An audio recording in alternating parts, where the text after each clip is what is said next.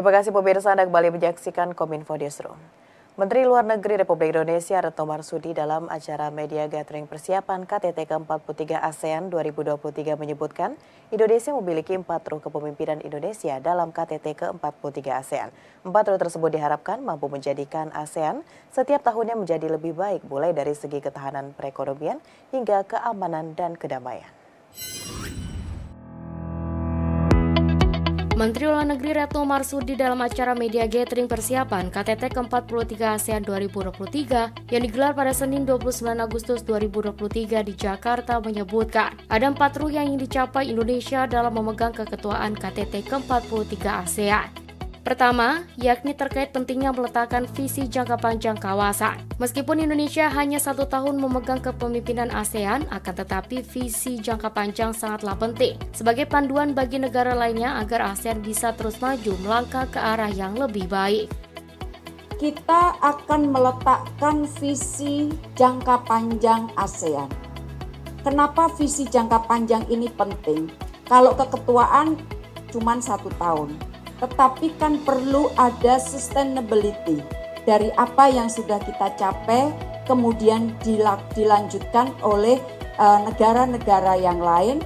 Dan visi jangka panjang ini sangat penting karena akan menjadi guidance bagi ASEAN untuk berjalan ke arah depan.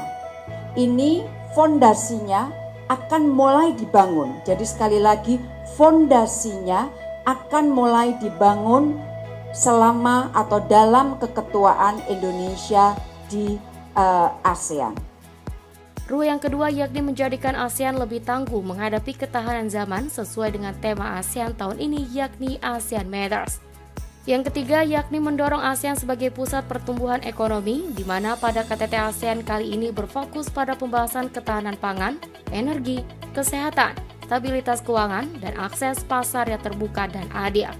Dan yang terakhir yakni mempertahankan sentralitas ASEAN dalam menjaga perdamaian dan stabilitas di Indo-Pasifik sebagai kawasan aman dan damai.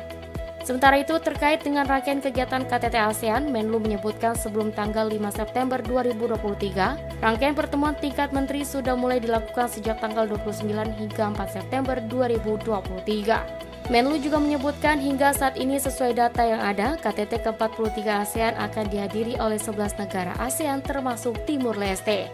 Dengan total keseluruhan 22 negara dan 9 organisasi internasional yang dipastikan hadir. Dengan demikian, maka sejauh ini yang akan hadir adalah 22 negara dan 9 organisasi internasional. Jadi kalau dilihat dari jumlah more or less hampir sama dengan pada saat pelaksanaan G20, lebih sedikit memang, tetapi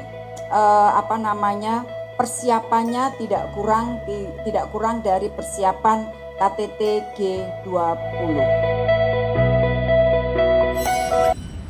Pemirsa, Kementerian Komunikasi dan Informatika terus melakukan pengoptimalan persiapan pembangunan infrastruktur media center untuk pelaksanaan KTT ke-43 ASEAN yang berada di lokasi Convention Center Jakarta Pusat. Selain itu, fasilitas pendukung bagi rekan-rekan jurnalis juga menjadi hal yang diprioritaskan Kementerian Kominfo. Menteri Komunikasi dan Informatika Budi Aris Setiadi menyebutkan, hingga saat ini telah ada sebanyak 170 media internasional dan 70 media nasional yang terdaftar untuk mengikuti KTT ke-43 ASEAN. Hal tersebut disampaikan Menkominfo pada acara media gathering persiapan KTT ke-43 ASEAN di Hutan Kota Pelataran GBK Jakarta. Fasilitas untuk awak media pun juga tak lepas dari perhatian Kemenkominfo, mulai dari fasilitas umum, konsumsi hingga kekuatan sinyal, yang dimana Kemenkominfo bekerja sama dengan PT Telkom Indonesia untuk memberikan kenyamanan kepada jurnalis selama melakukan peliputan KTT ke-43 ASEAN. Tak hanya itu, masih dalam rangkaian media gathering persiapan KTT ke-43 ASEAN 2023, Dirjen IKP Kemenkominfo Usman Kansong turut mengajak awak media untuk melihat sejauh mana persiapan media center yang akan digunakan pada KTT ASEAN nanti. Ditargetkan pada tanggal 31 Agustus, media center dan seluruh venue yang ada di JCC akan rampung. Dikarenakan pada tanggal 1 September, Presiden Joko Widodo akan melakukan peninjauan lokasi, dan mulai tanggal 2 September, media center akan mulai beroperasi. Media center ini berkapasitas kurang lebih 2.000 orang dengan workstation menampung 1.168 seat, dining room 520 seat, dan selebihnya tersebar di beberapa ruang kerja lainnya. Media center nantinya akan dilengkapi dengan layanan peliputan, produksi konten, dan akses untuk konten dari host fotografer dan host broadcaster. Media center ini akan beroperasi pada tanggal 2 sampai 8 September 2023 bekerja sama dengan PT Telkom sebagai penyedia koneksi internet, di mana lokasi registrasi dan pengambilan badge jurnalis ditempatkan di Hotel Best Western Senayan. Kapasitas media center dirancang untuk menampung kurang lebih 2.000 jurnalis, working station menampung 1.168 seat, dining room 520 seat, dan selebihnya tersebar di beberapa ruang kerja lainnya. Dengan asumsi mereka tidak bekerja secara berbarengan, desain ini kondusif dan mampu mengakomodasi kebutuhan para jurnalis.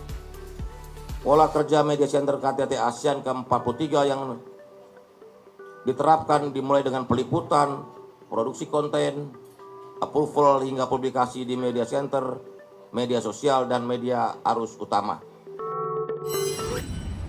Kementerian Komunikasi dan Informatika Republik Indonesia gelar bimbingan teknis pengelolaan media sosial pemerintah terkait KTT ASEAN ke-43 tahun 2023 di Hotel The Sultan Jakarta.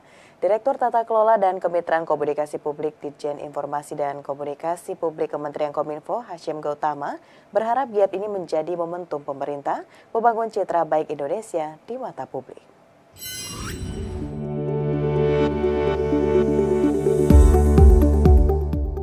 Sebagai upaya untuk menyukseskan penyelenggaraan rangkaian kegiatan KTT ke-43 ASEAN yang dimulai dari tanggal 5 hingga 7 September 2023 di Jakarta, Kementerian Komunikasi dan Informatika melalui Direktorat Tata Kelola dan Kemitraan Komunikasi Publik menggelar kegiatan bimbingan teknis pengelolaan media sosial pemerintah terkait KTT ASEAN ke-43 tahun, Selasa 29 Agustus 2023. Kegiatan ini diikuti oleh Dinas Komunikasi Informatika dan Statistik di Indonesia.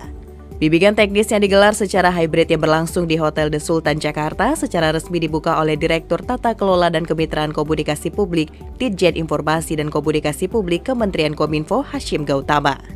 Dalam keterangannya, Hashim mengatakan pertemuan KTT ASEAN di Indonesia merupakan sebuah prestasi besar bagi Indonesia. Momentum ini tidak boleh dilewatkan untuk terus berupaya membangun nation branding yang baik di mata publik.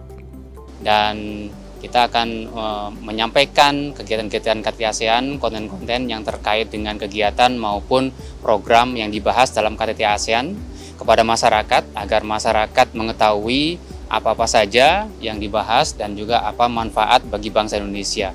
Dan juga untuk menunjukkan keketuaan Indonesia dalam ASEAN ini sangat menjamin dan juga meningkatkan nation branding atau reputasi bangsa Indonesia di regional ASEAN maupun juga di tingkat dunia. Melalui tema keketuaan ASEAN, ASEAN Matters Epicentrum of Growth, Indonesia bertekad mengarahkan kerjasama ASEAN tahun 2023 untuk melanjutkan dan memperkuat relevansi ASEAN dalam merespon tantangan kawasan dan global, serta memperkuat posisi ASEAN sebagai pusat pertumbuhan ekonomi kawasan untuk kemakmuran rakyat ASEAN. Sehingga diperlukan strategi dan perencanaan komunikasi yang baik dalam mengoptimalkan sosialisasi dan diseminasi informasi terkait keketuaan Indonesia di ASEAN, agar dapat kembali meraih kesuksesan seperti penyelenggaraan KTT ASEAN di Labuan Bajo yang lalu. Harapan kami dari pegiat-pegiat media sosial pemerintah ini mampu membuat konten-konten yang bagus, yang menarik, yang sangat mengundang partisipasi di masyarakat, ya, dan juga selain itu di siang nanti kita melakukan site visit ke lokasi-lokasi acara KTT ASEAN sehingga pegiat media sosial ini itu bisa membuat konten-konten tadi. Jadi tidak hanya teori-teori tapi juga membuat konten yang nantinya untuk menunjukkan persiapan-persiapan yang sudah dilakukan dari venue yang akan digunakan dalam KTT ASEAN nanti, dan juga mungkin side-side event dari KTT ASEAN sehingga masyarakat tahu apa saja, ya, selain agenda-agenda pokok juga side event dari KTT ASEAN ini.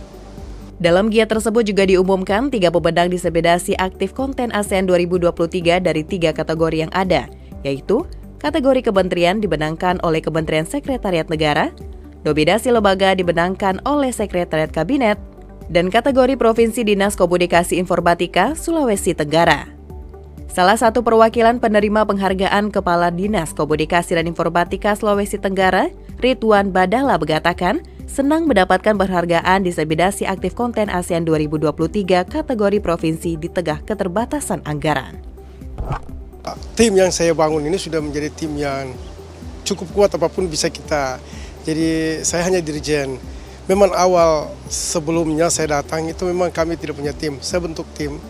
Saya ajak anak-anak mahasiswa yang kreatif, ajak anak-anak yang sudah lulus, yang kreatif, perempuan laki-laki untuk menjadi tenaga outsourcing saya atau tenaga honorer saya. Kemudian mereka yang mendesain, yang merilis, dan seterusnya. Jadi apapun yang dibawa oleh seperti KTT hari ini ya, memberikan kita bahan, kemudian kita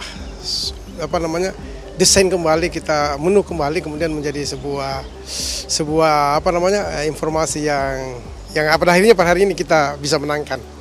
Hampir semua media sosial kita gunakan, baik itu IG, WhatsApp, sampai dengan TikTok kami gunakan. Memang secara real time kami lakukan. Sepersekian menit begitu ada kami sudah bisa boomingkan semua. Pemirsa, usai jeda pariwara kami akan kembali dengan dialog. Tetaplah bersama Kominfo Newsroom.